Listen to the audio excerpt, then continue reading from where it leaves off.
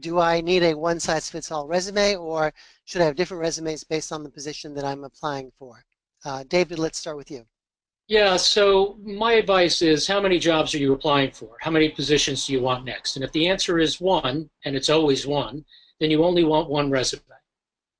Mm-hmm. The issue for me is, and I work with a lot of folks in marketing their businesses, the idea being that their message to their target audience needs to be consistent regardless of the channel through which they're communicating to that audience. For job candidates, the resume is, of course, the primary channel, but then there's marketing collateral that we can provide, and there is their LinkedIn profile or ExecuNet profile, and those have to be very consistent. There has to be virtually no daylight between the information that you convey in any one of those channels. So the issue with having more than one resume is that inevitably your LinkedIn profile, your ExecuNet profile, will be out of sync with one of those resumes. Mm-hmm. I think more critical to this is, Don referred to it earlier, the achievements with metrics. The categorization of your competencies and capabilities in that executive summary section should be sufficiently broad so that you're addressing the needs of virtually any position that you're going to be going forward for, because you're identifying categories of competency and achievement that are transferable. So acknowledging Harriet's good advice about tweaking, I think that one resume as a base document is a requirement. Okay. Tony, if I could pick up on, we believe that a resume is the document that gets you in the door. Right. But once you're in the door, they already have your resume. So when you go to interview, other than bringing them additional copies of your resume, what are you going to bring during that phase of the search process to help differentiate you?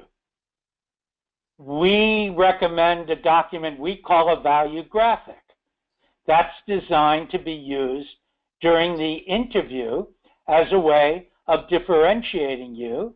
If we were talking about a sales situation, which we believe the interview is, then what you use to get in the door and on the short list, if you were selling, when you go in to present to the senior team of decision makers, you need a slightly different format and approach. We think the same is true when you interview.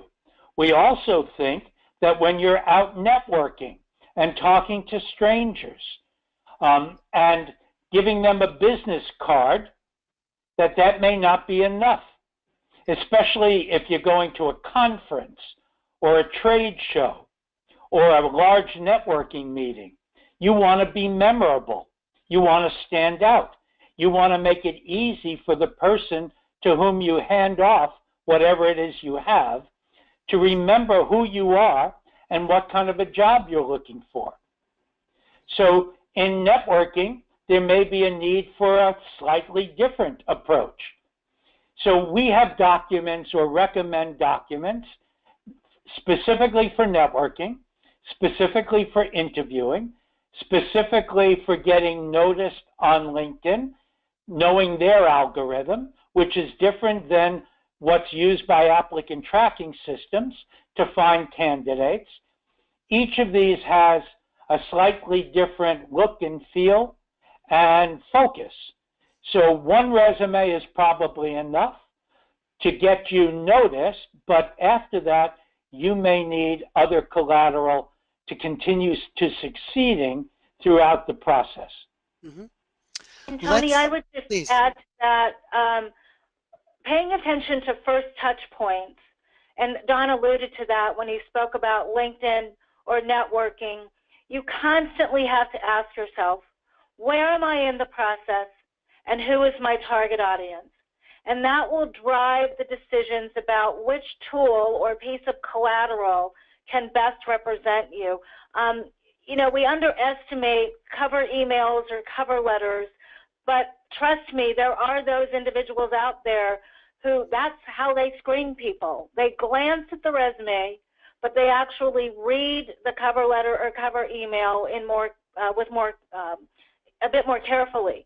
So we constantly have to be aware of that as well. Not one size fits all situation.